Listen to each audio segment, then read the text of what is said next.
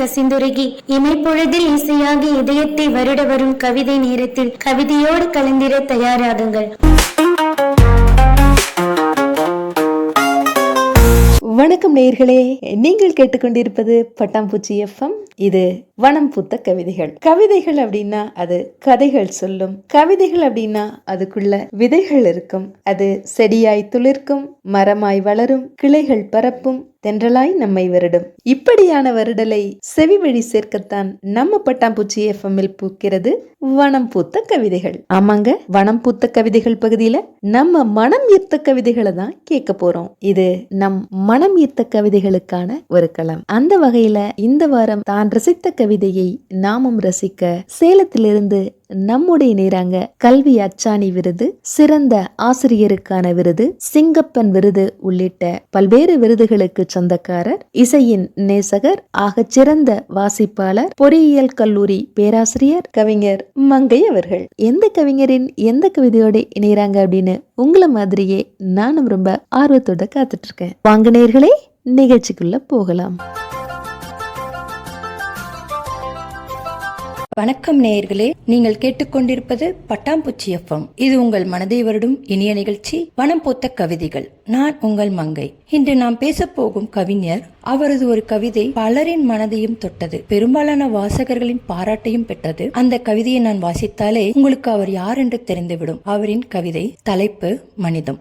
சட்டைப்பையை தடவியபடி ஓர் இட்லி எவ்வளவு என கேட்டுவிட்டு கடைக்குள் நுழையும் ஒருவரின் வறிய முகம் கண்டு பாதி விலையை சொன்ன கடைக்காரர் அன்றைய நாளுக்கான மனிதர் விருதை வென்றார். ஆம் நேயர்களே, நீங்கள் யூகித்தது சரிதான். அவர்தான் அகரன். ஒரு கவிஞரின் பெருமை அவர் பயன்படுத்தும் பெரிய வார்த்தைகளில் இல்லை, அவர் எவ்வளவு எளிமையாக நம் மனதை தொடுகின்றார் என்பதில் இருக்கிறது. அகரன் கவிதைகளில் 3 அடையாளங்கள்: எளிமை, உண்மை, உணர்ச்சி. அவர் எழுதும் ஒவ்வொரு வரியும் ஒரு அனுபவமாக இருக்கும், ஒரு நினைவாக இருக்கும், ஒரு காயமாக இருக்கும், சில நேரங்களில் ஒரு ஆறுதலாகவும் இருக்கும். நேயர்களே, சில கவிதைகள் படிக்கப்படுகின்றன, சில கவிதைகள் உணரப்படுகின்றன, ஆனால் சில கவிதைகள் வாழப்படுகின்றன. அகரன் கவிதைகள் அந்த 3வது வகை. இப்போது அவருடைய ஒரு ஆழமான கவிதையை பார்க்கலாம். கவிதை: நாய், குட்டி நாய். வீதியில் கேட்பாரற்று குறுக்கும் நெடுக்குமாய் தெரிந்த அந்த செவலை நாய்க்குட்டியை கண்ட அவள் ஓரிரு தருணங்களில் கவனித்துச் சென்றாள். அதன் துருதுருத்தனம் அவளை வசீகரித்தது. எல்லோரிடமும் வாலாட்டிடும் அக்குட்டி நாய் அவளிடம் சற்று கூடுதலாய் வாஞ்சை காட்டியது. வாஞ்சையது வாடிக்கையாக அக்குட்டி அனுதினமும் அவளை தேடியது. நாட்களும் நகர அருகினில் வந்தாள். அள்ளி எடுத்து அணைத்துச் சென்றாள். குட்டி என செல்ல பெயரிட்டு விழித்தாள். கொஞ்சத் தொடங்கினாள். மஞ்சத்தில் சாய்த்தாள். முத்தங்களை பொழிந்தாள். குட்டியது குதூகலத்தில் இருந்தது. அந்நாய்க்குட்டி நாய் என்பதை மறந்து குட்டியாகவே வாழத் தொடங்கியது. காலச்சக்கரம் சுழல சட்டென ஒரு நாள் முத்தமிட மறுக்கிறாள். இட்ட பெயரை விழிக்க மறுக்கிறாள். கொஞ்சுதலை தவிர்த்தாள். கால் சுற்றி வந்ததும் கருணையற்றே கடந்தாள். உதாசனத்தின் வாசம் துளியும் சகியா குட்டியோ தவித்தது. வெறுப்பை உமிழ்கின்றாள். நெருப்பிலிட்ட புழுவானது குட்டி. பின்னொரு தினத்தில் எடுத்த வீதியிலேயே வீசிச் சென்றாள். குட்டி மீண்டும் நாயானது. நேயர்களே, இந்த கவிதை மனிதர்களின் அவசர முடிவுகள், உணர்ச்சி குறைவு, பிற உயிர்களின் வேதனை, புரியாத்தன்மை இவற்றை மிகவும் நேர்த்தியாக வெளிப்படுத்துகிறது. எளிய சொற்கள், ஆனால் ஆழமான அர்த்தம். காட்சி வடிவில் எழுதப்பட்டதால் படிப்பவருக்கு நேரடியாக சம்பவம் கண்முன்னே நிற்கின்றது. இறுதி வரிகள் மிகுந்த தாக்கத்தை ஏற்படுத்துகின்றன. இந்த கவிதை சொல்ல வருவது உண்மை. உண்மையெல்லாம் நம் கண்களுக்கு தெரியும் மாதிரி இருக்காது. அதை உணர்ந்து புரிந்து கொள்வதே மனிதத்தன்மை. இந்த கவிதை ஒரு நாய்க்குட்டின் கதையாக தோன்றலாம், ஆனால் இது முழுக்க மனித உறவுகளின் பிரதிபலிப்பு. வீதியில் யாரும் கவனிக்காத ஒரு குட்டி, அது அன்புக்காக இயங்கும் ஒரு உயிர். ஒரு பெண் அதை கவனிக்கின்றாள், அன்பு கொடுக்கின்றாள், குட்டி என்று அழைக்கின்றாள், அதை குடும்ப உறுப்பினராக மாற்றுகிறாள். அந்த குட்டி தன்னை ஒரு சாதாரண நாயில்லை, ஒரு பாசமான உறவு என்று நம்ப ஆரம்பிக்கின்றது. ஆனால் ஒரு நாள் திடீரென்று அந்த அன்பு மறைந்து விடுகிறது. அதே மனிதர் அந்நியமாக மாறுகின்றார். அந்த குட்டி நெருப்பில் போட்ட புழு போல துன்பப்படுகிறது. கவிஞர் சொல்லும் மிக வலிமையான உவமை இது.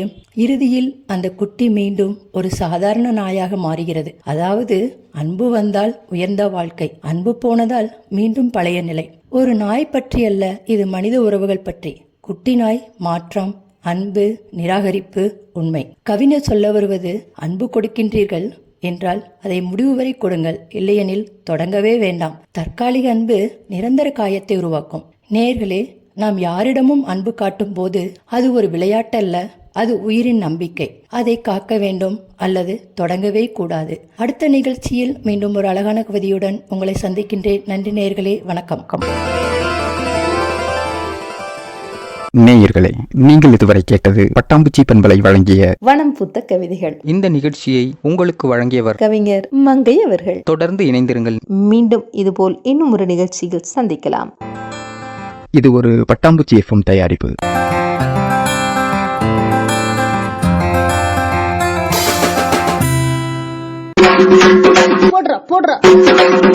வணக்கம் மக்களே, இன்னைக்கு நம்ம பட்டாம்பூச்சி எஃப்எம்ல கலக்கலா ஒரு புத்தக அறிமுகம். வாங்க வாங்க, வந்துட்டே இருங்க. வேணுங்கண்ணா, நம்ம பட்டாம்பூச்சியில இன்னைக்கு எந்த புத்தகத்தை பத்தி சொல்ல போறீங்க? அம்மனே, நம்ம பட்டாம்பூச்சியில இன்னைக்கு தஞ்சாவூர்காரரு, நல்ல எழுத்தாளரு, நல்ல நாடக கலைஞரு, நல்ல திரைக்கலைஞரு, இப்படிப்பட்ட கவிஞரு தஞ்சைனா ராமதாஸ் அவிகளோட ஒவ்வொன்றும் உதவிடும் உங்களுக்கு அப்படிங்கிற ஒரு புத்தகம் சாமி. அப்படிங்களா? இது எதை பத்தின புத்தகம்ங்கண்ணா? அம்மனே, இந்த புத்தகம் நீ நினைக்கிற மாதிரி இல்ல சாமியோ. இது ஒரு வித்தியாசமான புத்தகம். நம்ம அரசு துறைக்கு பல டிபார்ட்மெண்ட்டுக்கு போறோம்ல, அவட தலைக்கு என்னென்ன கொண்டு போகணும், அதை எப்படி கேட்கணும், அதை எப்படி செய்யணும்னு நிறைய தெரியாத விஷயங்கள் எல்லாம் தொகுத்து ஒரு புத்தகமா கொடுத்துருக்காரு சாமி. சம்மன் இருக்குது. நாமளும் நிறைய விஷயத்த தெரிஞ்சுக்கணும், அதனால வாங்கி படிச்சு போடலாம். நெசமா தஞ்சாமியோ, இது கேட்கறவங்களும் வாங்கி படிச்சு பாருங்க. நிறைய விஷயத்த நீங்க கத்துக்கலாமுங்க. சரிங்கண்ணா, இந்த புக் வாங்கணும்னா 99 44 57 06 61. சரிங்களா? ஆமாங்கண்ணோ, அதேதான். சரி, நம்ம வாங்குறதோட எல்லாரையும் வாங்க சொல்லிடலாம். ஆமாங்கோ, இதை கேக்குறவங்க பூரா நீங்களும் வாங்கி படிச்சு போட்டு ஐயாவிகளை கூப்பிட்டு 2 வாரத்தை மனசார வாழ்த்தி போடுங்க. அவ்வளவுதானுங்க. போடுறோம்.